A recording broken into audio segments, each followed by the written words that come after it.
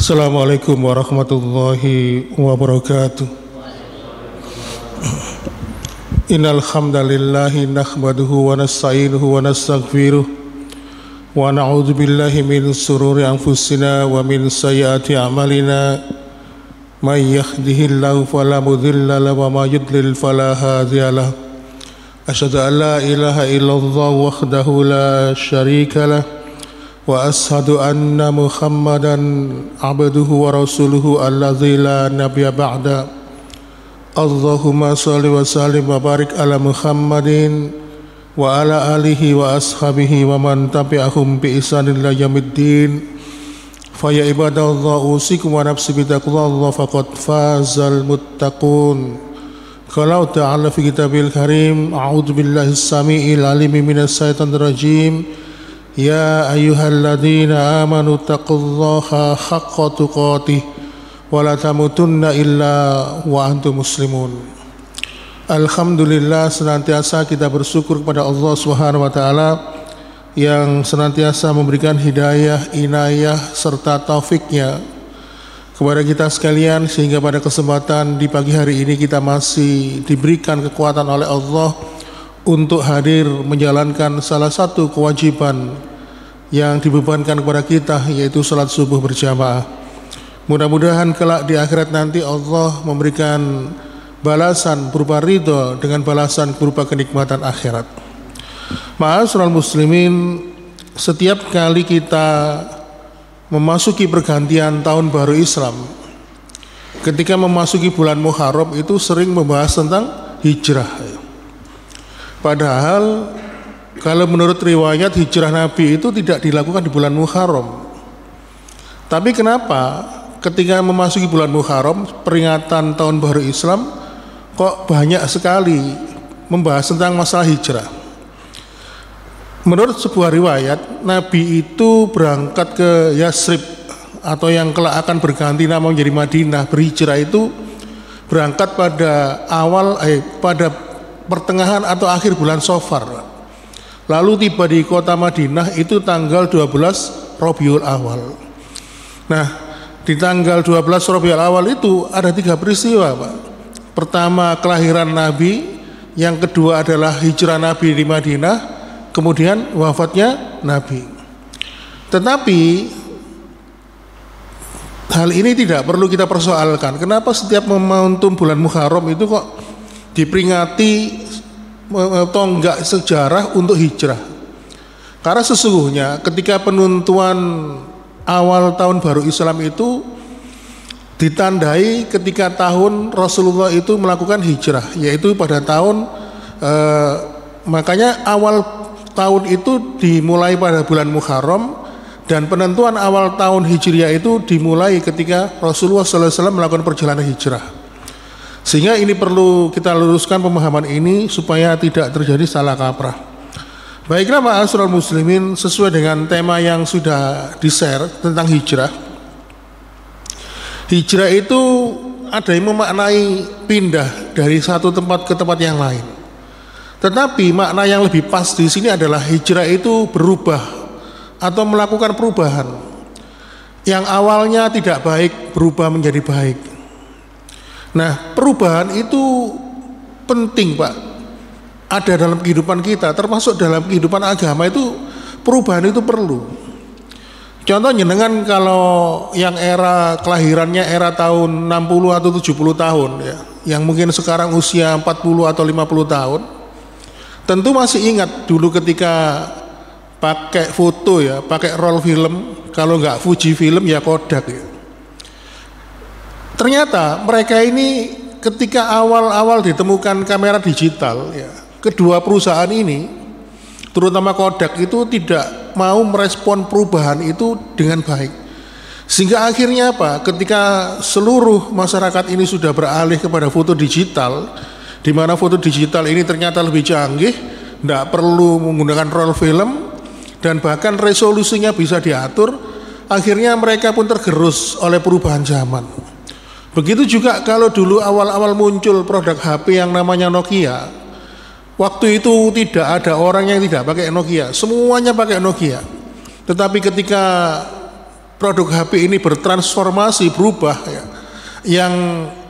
Yang apa, ada yang berubah menjadi Android, menjadi BBM ya, ada yang ke Windows. Tapi ternyata perubahan itu ditangkap oleh perusahaan-perusahaan seperti Samsung ya, kemudian perusahaan yang lainnya, sehingga akhirnya produk mereka bertahan sampai sekarang. Bahkan termasuk Samsung itu merajai. Karena apa? Mengikuti perubahan, mengubah awalnya HP istilahnya HP yang apa, yang tidak canggih menjadi HP canggih, namanya smartphone, menjadi HP Android atau HP pintar. Sedangkan Nokia waktu itu tidak mengikuti perubahan, akhirnya apa? Milih bergabung dengan Windows, sehingga akhirnya Nokia pun tersingkir dari pasaran HP. Bahkan sekarang pun ketika Nokia sudah melakukan perubahan ya, sudah mengeluarkan HP yang canggih tapi tetap sulit untuk bangkit. Nah, inilah contoh perubahan. Nah, ketika dalam perkara agama, perubahan itu penting, Pak. Dan perubahan dalam perkara agama ini identik dengan taubat dan hijrah. Makanya seorang ulama besar yang bernama Imam Ibnu Imar pernah memberikan sebuah nasihat yang indah. Siapapun yang candu dengan perbuatan dosa, maka Allah akan memberikan hukuman yang telak kepadanya, yaitu bagaimana dosa itu akan menjadi penutup harinya di dunia, mati dalam keadaan husnul khotimah. Sehingga akhirnya Imam Al-Qurtubi mengatakan orang yang hijrah itu akan mendapatkan kemuliaan. Contoh misalnya kisah seorang pembunuh. Dia datang, waktu ini kisah ini di zaman Nabi Musa ya. Ada seorang pembunuh datang ke seorang ulama Yahudi mengeluhkan, saya ini sudah membunuh jumlahnya sekitar 99 orang. Apakah ada pintu tobat untuk saya? Lalu sang ulama itu mengatakan, sungguh perbuatanmu sangat biadab sekali, dan perbuatanmu ini sudah tidak ada pintu ampunan untukmu. Akhirnya sang pembunuh ini emosi, tersinggung dengan ucapan sang ulama itu. Akhirnya dibunuhlah ulama itu, sehingga akhirnya genap, dia membuat rekor, telah menggenapkan membunuh jumlah sebanyak 100 orang. Lalu kemudian dia datang kepada seorang yang alim, lalu bertanya, saya telah membunuh orang jumlahnya 100 orang, apakah ada pintu ampunan untukku? Lalu sang alim itu menjawab, setinggi apapun dosamu, seluas apapun dosamu di lautan, pintu rahmat dan ampunan Allah jauh lebih luas dibandingkan dengan jumlah dosa-dosamu. Maka hendaklah engkau hijrah, tinggalkanlah kampung yang penuh durjana itu, pindahlah, hijrahlah kepada kampung, kepada orang-orang yang soleh. Akhirnya dengan niatan taubatan nasuha, sang pembunuh ini pun berjalan meninggalkan kampungnya yang dipenuhi dengan orang-orang durjana, menuju kepada kampung orang-orang soleh. Di tengah perjalanan Allah takdirkan sang pembunuh itu meninggal dunia, sehingga akhirnya turun dua malaikat, eker-ekeran Pak, saling berdebat, kira-kira dia ini matinya kena masuk neraka, masuk surga. Eker-ekeran, loh dia kan belum Akhirnya Allah menurunkan malaikat rahmat. Akhirnya secara bijak malaikat rahmat mengatakan, mari kita ukur jaraknya, lebih dekat mana jaraknya dia dari kampung durjana itu menuju kampung orang-orang soleh yang akan dia tuju. Ternyata jaraknya yang ditempuh oleh sang pembunuh itu lebih dekat kepada jarak kepada kampung yang akan dia tuju, yaitu kampungnya orang soleh. Sehingga akhirnya Allah pun memasukkannya ke dalam surga. Inilah hijrah Pak. Maka seseorang ketika mau hijrah itu akan mendapatkan kemuliaan dari Allah Subhanahu wa taala. Kemudian ada sebuah kisah lagi di zaman sahabat itu, ada seorang sahabat namanya Ma'is bin Malik. Suatu ketika dia ini datang kepada Rasulullah. Jadi Ma'is bin Malik ini termasuk pemuda yang baik dan dia sudah menikah. Lalu dia mengatakan kepada Rasul, ya Rasul, rajamlah aku. Loh kenapa? Aku telah berzina ya Rasulullah. Padahal syarat untuk mengetahui seseorang itu mendapatkan rajam, hukuman rajam itu harus ada dua orang yang menyaksikannya kalau laki-laki, dan menyaksikannya secara langsung ya. bukan lewat isu, bukan lewat gosip dan sebagainya. Maka ketika dia sudah menikah, maka hukumnya rajam. Tapi kalau dia belum menikah, dia dicambuk hingga beberapa kali cambukan. Bahkan ada riwayat mengatakan 100 kali cambukan. Tapi Ma'is bin Malik ini mengakui di depan Rasulullah, saya telah berzina ya Rasulullah. Maka tohirni, sucikanlah aku. Awalnya Rasulullah itu ndak yakin, masa sih kamu kok ngaku zina, padahal kamu ini kan orang baik-baik. Tapi Ma'is mengatakan, ya Rasulullah tohirni, sucikanlah aku. Akhirnya apa? Akhirnya Rasulullah akhirnya mengalah dan dia mengikuti permintaan dari Ma'is bin Malik sehingga akhirnya dirajam. Sehingga akhirnya turunlah sebuah keterangan yang menerangkan bahwa Ma'is bin Malik ini mendapatkan tempat berupa surga. Kemudian ada seorang ulama yang bernama Fudail bin Iyad. Dia itu mantan pembegal, mantan perampok yang sangat terkenal. Lalu kemudian dia bertobat ya, dan akhirnya menjadi seorang ulama yang besar. Kemudian ada juga ulama besar seperti Malik bin Dinar. Awalnya itu suka mabuk, minum minuman keras. Ketika berhijrah pun akhirnya apa? Dia menjadi seorang ulama yang bernama. Oleh karena itu ma'asyiral muslimin, hijrah dan taubat itu merubah manusia yang awalnya hina dina menjadi manusia yang mulia. Sebagaimana ketika ada ulat ya, yang berubah akhirnya menjadi kepompong, setelah menjadi kepompong itu akhirnya berubah menjadi kupu-kupu yang indah, sehingga akhirnya banyak orang yang terpesona dengan kupu-kupu itu dan bahkan berusaha untuk menangkapnya. Tetapi ketika masih berbentuk ulat, banyak orang yang memandangnya hina, bahkan kalau bisa diusir karena apa? Menjijikkan ya. Tetapi ketika hijrah menjadi kupu-kupu yang indah ya, berterbangan di antara bunga ya, di antara dedaunan, maka kupu-kupu ini menjadi binatang yang menarik. Oleh karena itu ma'asyiral muslimin, ternyata setelah diteliti ya, ini kalau secara diteliti secara cermat ya, banyak juga orang yang telah hijrah ya, banyak juga orang setelah hijrah tidak mendapatkan pahala, tapi sebaliknya malah mendapatkan dosa. Ibaratnya ada orang yang hijrah ya, ibarat susu itu rusak karena susu itu tertetes oleh setitik nila. Apa yang saya maksud di sini? Ya, maksudnya di sini adalah ada orang yang punya komitmen untuk hijrah, tetapi dosa-dosanya itu masih menyertainya dalam perbuatan dosanya itu masih menyertainya dalam perjalanan hijrahnya. Bahkan dosanya ini ya, lebih besar dibandingkan sebelum dia hijrah. Oleh karena itu Allah Subhanahu wa taala berfirman di surat Muhammad di ayat ke-33, ya ayyuhalladzina amanu atiullaha wa atiur rasul wa la tubtilu a'malakum.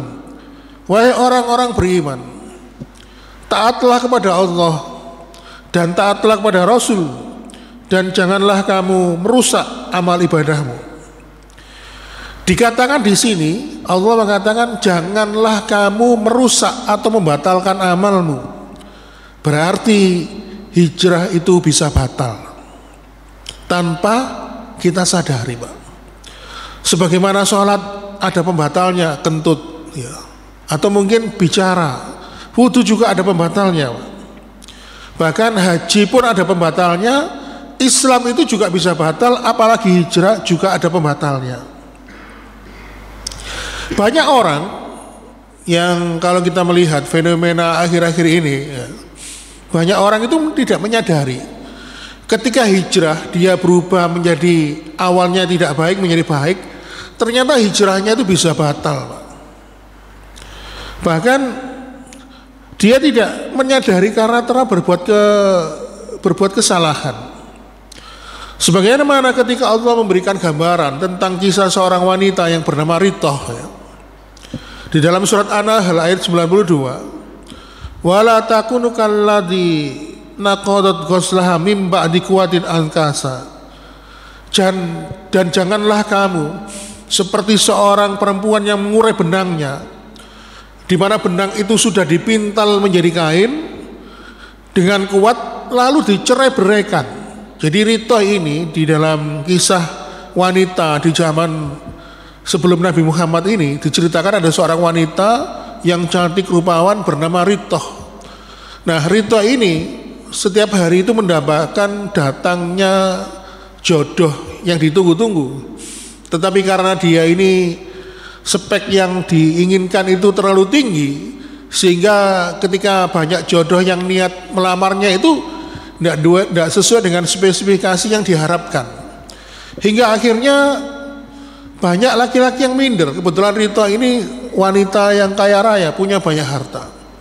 Sehingga akhirnya ketika jodoh itu tidak kunjung datang, sehingga akhirnya Rito ini mengalami putus asa. Nah, dia itu punya kegemaran memintal benang. Benang-benang itu dipintal menjadi kain ya. Sampai dia itu kumpulkan anak gadis tetangga rumahnya, dibayar untuk untuk memintal benang itu.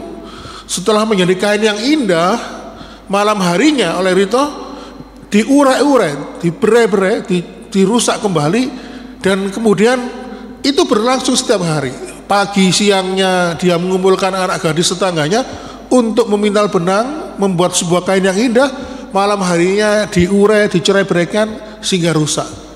Nah, ini sebentuk salah satu keputusasaan seorang wanita yang bernama Ritoh.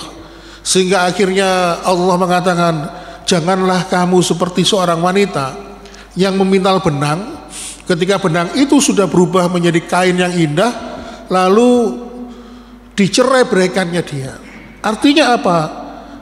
Kita itu kalau sudah beramal ibadah, ya, kalau sudah bernilai ibadah dan berpotensi menjadikan ibadah itu mendapatkan pahala dari Allah, maka jangan sekali-sekali kita merusak ibadah itu. Oleh karena itu, ma'asyiral muslimin, Imam Ibnul Qayyim menyebutkan faktor penyebabnya. Kenapa seseorang itu hijrahnya bisa batal? Yang pertama, disebabkan karena keterikatan dia dengan dunia. Dan keterikatan dengan dunia itu sulit untuk dilepaskan. Jadi dunia itu khudrun, hijau, kesannya itu menyenangkan. Mana dalilnya? Ya, ini berkaitan dengan peristiwa hijrah.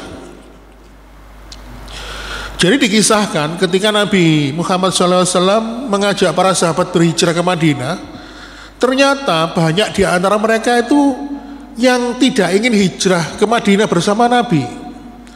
Alasannya apa? Mereka itu berpikir, kalau saya nanti hijrah, saya nanti di sana itu makan apa? Sedangkan saya di sini itu punya rumah, punya tempat tinggal yang bagus. Kalau saya nanti hijrah di sana, nanti tinggal di mana? Selama saya di Mekah ini, saya punya pekerjaan, punya penghasilan, punya usaha. Kalau saya nanti hijrah di sana, saya nanti makan apa? Bingung, Pak. Tetapi sebaliknya bagi para sahabat yang imannya sudah kuat, ketika Rasulullah SAW mengajak hijrah ke Madinah, mereka sami'na wa ata'na dan yakin dengan karunia Allah, bahkan kekhawatiran itu tidak melanda mereka. Tetapi di antara mereka ada sebagian sahabat yang khawatir, sehingga akhirnya terjadi keterbalikan. Kalau orang munafik itu menyembunyikan kekufuran, menampakkan keimanan, nah orang-orang yang tidak ikut hijrah itu dalam sebuah riwayat, mereka itu menampakkan kekufurannya, menampakkan kesyirikannya. Sahabat-sahabat yang awalnya beriman, yang sudah punya harta, sudah punya pekerjaan, sudah mapan di Mekah, mereka ini berpura-pura menunjukkan kekufurannya dengan ikut berperan memerangi saudara-saudara kaum muslimin. Ya. Jadi kebalikan, kalau orang munafik itu menyembunyikan kekufurannya tetapi menampakkan keimannya, kalau sahabat yang tidak mau hijrah ini kebalikannya, menampakkan kekufuran, menampakkan kesyirikan, malah menyembunyikan keimanannya. Maka kepada kafir Quraisy mereka menyembunyikan keimannya dan mereka menampakkan keberpihakan mereka untuk melawan kaum muslimin. Karena mereka khawatir, kalau nanti hijrah saya nanti tidak punya apa-apa.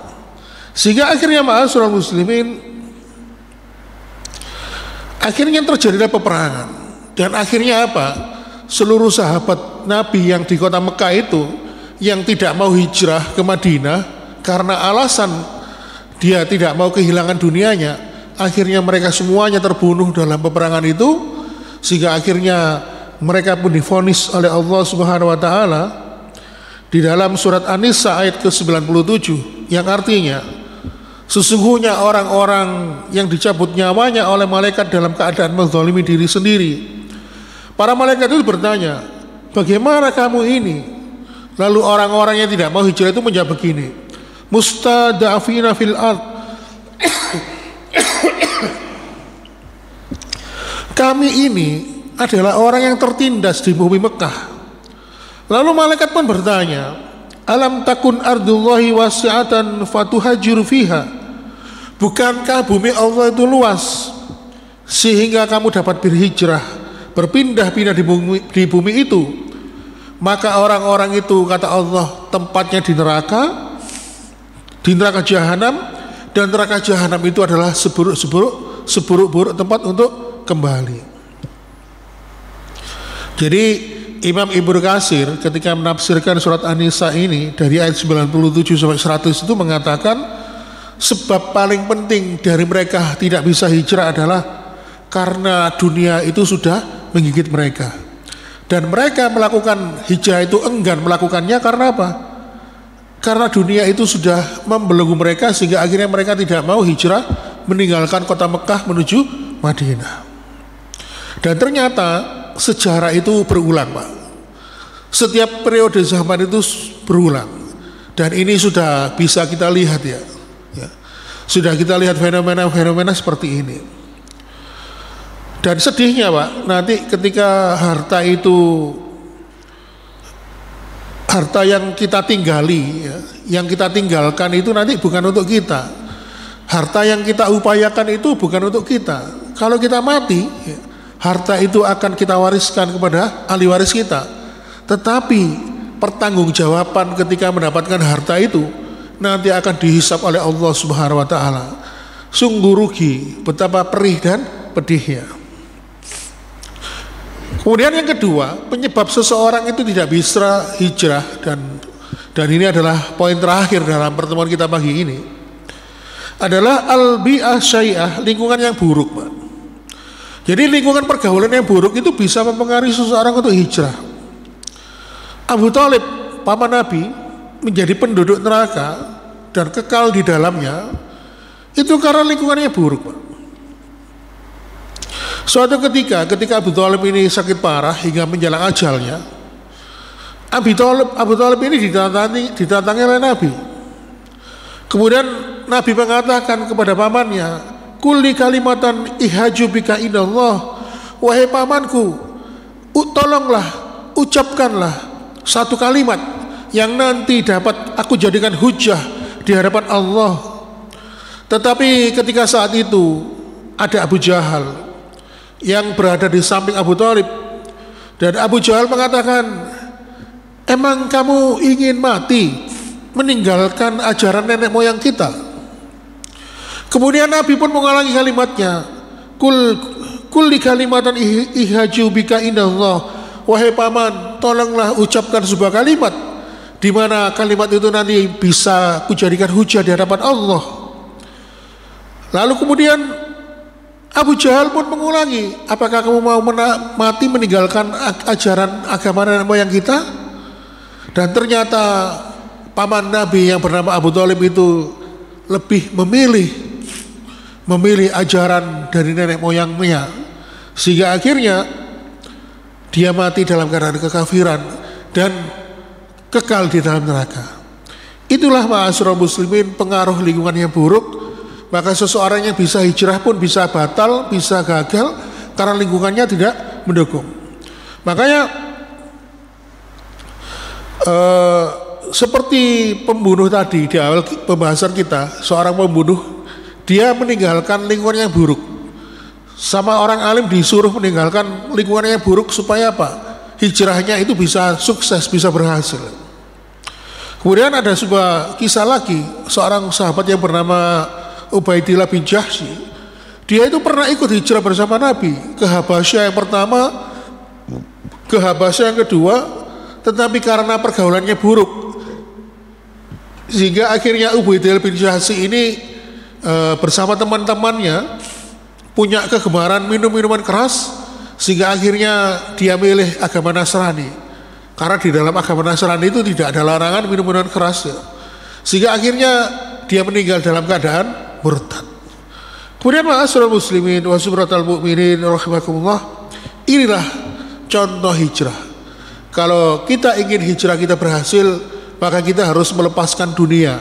Dan dunia itu kalau sudah mengakar di dalam hati, maka sulit seseorang itu untuk hijrah berubah dari arah yang lebih baik lagi. Dan kemudian hijrah itu perlu ditunjang dengan lingkungan yang baik. Karena apa? Lingkungan ini membantu kita. Karena namanya manusia Pak, itu punya hati dan perasaan. Hati dan perasaan itu bisa berubah ya. Maka kita senantiasa memohon kepada Allah, berdoa agar hijrah kita ini senantiasa diberikan kekuatan oleh Allah untuk istiqomah. Karena perkara istiqomah itu perkara yang penting dan perkara yang sulit. Karena seseorang ketika hijrah itu, setelah hijrah ujiannya adalah istiqomah. Apakah dia bisa seperti ini untuk selanjutnya, bahkan jauh lebih baik lagi. Inilah ma'asyiral muslimin momentum tahun baru Hijriyah, di mana tahun baru Hijriyah ini adalah momentum kita untuk hijrah, berubah dari yang lebih baik kepada yang lebih baik lagi.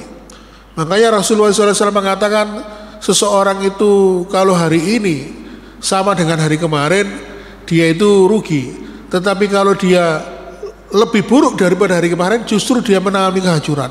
Maka seorang mukmin itu harus jauh lebih baik dari hari ke harinya.